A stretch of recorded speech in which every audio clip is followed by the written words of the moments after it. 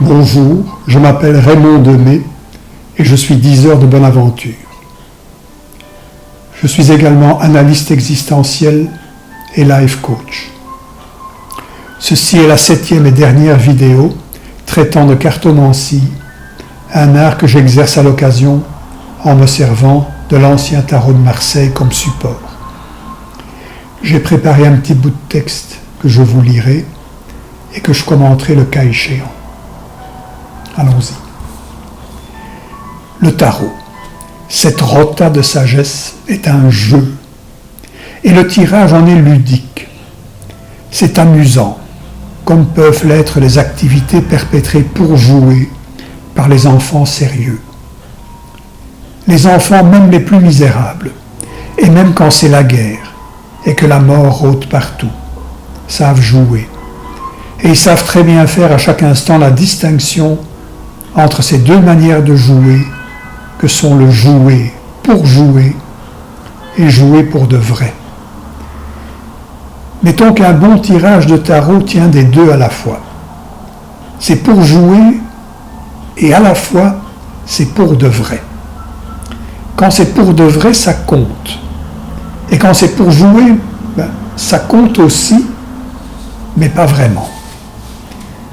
Quand on joue pour jouer, on tourne en rond, on répète, on a le temps devant soi, on s'entraîne. C'est one to get ready. C'est one for the show. Quand on joue pour de vrai, en revanche, on va vers un but et on ne perd pas de temps en chemin. Plus de déroute, un objectif est à atteindre dans un délai prévu. C'est go man, go. Et comme tout y est prévu, jouer pour de vrai ressort davantage de l'oïnostiqué que de la mania. C'est nettement moins fou, c'est cadré, c'est préparé, en deux mots, c'est préparé d'avance. Il y a quelque chose de l'examen dans le jouer pour de vrai. On y gagne des points ou on en perd. C'est un jeu, certes, mais c'est une compétition surtout. On y joue, oui, mais il y a des gagnants et des perdants. On ne s'y amuse plus autant. Mais que ce soit pour jouer ou pour de vrai, dans les deux cas, on joue. Et chaque fois, il y a bien quelque chose de nous, ou quelque chose à nous, qui est mis en jeu ou qui est remis en jeu. Bref, la vie est un jeu qui est ludique, et le tarot accompagne la vie. Et il est également un jeu. C'est un jeu ludique autant qu'il est sérieux. Et ce qui importe, c'est de participer à la vie. Parfois pleinement, parfois par à-coups, parfois presque pas du tout. Cela dépend des moments, des circonstances dans lesquelles on est placé. Mais tout le monde est mobilisé. Il faut danser. Et l'issue du jeu existentiel est létale à tous les coups. On en meurt. 3 petits tours, et puis s'en vont. Parfois, il y a moyen de faire des tours et des détours plus longs. Le temps d'une vie est élastique, quand bien même il a un terme. Qui joue pour jouer et fait donc des tours et des détours, s'aventurant dans tous les coins de son monde de vie, à l'intérieur de lui comme au grand dehors, allonge sa vie d'autant, même s'il en meurt aussi. Tout comme l'autre qui n'a pas joué que lorsque cela comptait, qui s'y est préparé sans cesse très sérieusement, celui-là a vécu pour bien faire, et c'est bien fait pour lui s'il ne s'y est pas vraiment amusé. Pour celui-là, la vie n'a pas été une rigolade, elle a souvent été une plutôt mauvaise aventure. Il l'est toujours en fait, parce que même quand on a fini par réussir sa vie comme on dit, il faut la quitter les pieds devant, hélas. Et bien sûr, la plupart du temps, l'institution sociale et culturelle dont cette personne aura favorisé la croissance lui aura promis un au-delà de conviction, un paradis. Et oui. Et j'ai beau m'en moquer, mais c'est en partie du moins notre lot commun. jouer le jeu sérieusement, même s'il nous paraît insensé par moments. Mais il reste fort heureusement le jouer le jeu juste pour jouer, auquel on peut s'adonner par moments. Et on peut alors se mettre à le jouer bien, comme on aime de le faire, et comme l'apprécient ceux qui nous entourent. Et là, ça devient nettement mieux. Car ceux qui ont su vivre ainsi ont vécu une meilleure aventure que les autres, voire une franchement bonne aventure, qui, j'insiste, ne doit pas être confondue avec une success story, alliant richesse, luxe et pouvoir, ou avec une aventure culturellement et socialement applaudie, le grand homme, la grande actrice, ou avec une aventure exemplaire reconnue par tous, même si elle fut souvent tragique pour l'être qui en fut le héros et la victime. Pensons à la tragédie christique qu'on nous cite en exemple.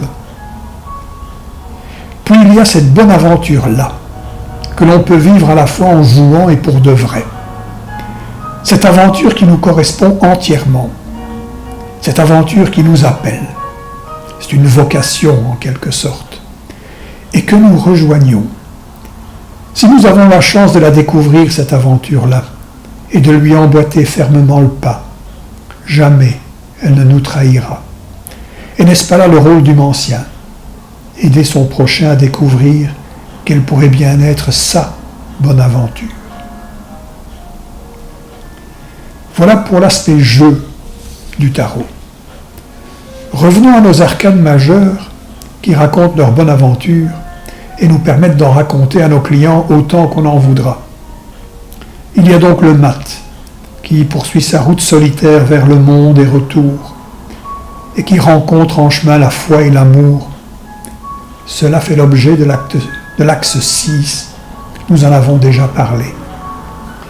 Mais il croise également un axe symbolisant la gestation, la lente croissance et l'attente patiente qu'elle suggère et implique. Et ça fait l'objet de l'axe 2.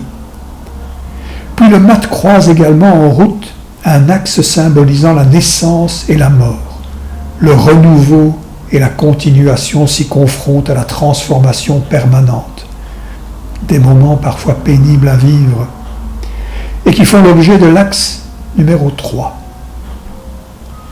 Le mat rencontre en route un axe symbolisant la stabilité, le concret, la paix aussi, et la tempérance nécessaire, faite de petits équilibres précaires qu'il faut pour les maintenir. Et de cela, il est question dans l'axe numéro 4. Puis le mat rencontre un axe symbolisant la connaissance, en 2 mots, le savoir, également en 2 mots, qui nous donne le triste pouvoir de pontifier parfois, mais celui aussi d'éclairer les zones d'ombre en nous-mêmes et de par le monde. C'est un parcours ardu que celui-là, et auquel nous introduit l'axe numéro 5. Puis le mat rencontre un axe symbolisant la maîtrise et l'action, et les manières dominantes ou confluentes qu'il y a de s'y prendre, envers et contre tout et tous, ou avec tous, et pour leur plus grand bien. On a le choix. C'est ce que nous raconte l'axe numéro 7. Puis il y a un axe symbolisant l'acte juste, et la justice avec sa balance, son épée, mais sans son bandeau qui lui couvrirait les yeux s'y trouve. Et pourquoi sans ce bandeau? Afin qu'elle puisse entrevoir les profondeurs de l'âme d'un chacun et celles de l'âme collective dont nous participons tous.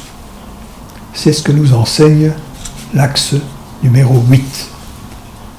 Le mat rencontre un axe, un autre encore, symbolisant la sagesse qui est faite d'un mélange harmonieux de connaissances et d'expériences, certes, mais également de cette candeur et de cette générosité enfantine qu'il convient d'aller parfois rechercher très profondément en soi et dans son passé, comme nous le montre l'axe numéro 9, où tout est neuf en fait. Et finalement, le chemin du mat vers le monde et retour croise la Dame Fortune qui dispense ses faveurs de ci de là, de manière aléatoire, semant bonheur et désolation là où elle passe, sauf pour le sage ayant cultivé soigneusement sa bonne aventure. Celui-ci ou celle-là saura accueillir avec grâce ses faveurs si elles lui échouent, et il ou elle pourra s'en passer aisément dans le cas contraire. Voilà ce que nous raconte l'axe numéro 10, le dernier. Et je n'ai pas parlé des conseils que se donnent les arcanes majeures de l'ancien tarot de Marseille entre eux et qui permettent de retrouver sa route ou d'y voir clair, même quand on est en panne d'inspiration. Et oui, tout a été prévu dans ce petit viatique pour le long voyage qui dure toute une vie. Et tout cela se trouve explicité et illustré d'images dans les pages de mon site www.mantika.world. Je vous invite à y aller voir. Mieux, tout cela, vous pouvez venir l'apprendre en ma compagnie, seul ou par petits groupes, si vous parvenez à y intéresser quelques autres. Car l'apprentissage de l'art de dire la bonne aventure se transmet plus facilement oralement qu'en lisant des textes la concernant. Ou encore, si vous habitez trop loin de chez moi et que vous parvenez à réunir un petit groupe de personnes ayant envie d'en savoir plus quant à la Mancie et quant à l'ancien tarot de Marseille qui la permet, c'est moi qui peux me déplacer vers vous à notre meilleure convenance. Voilà, je vous attends.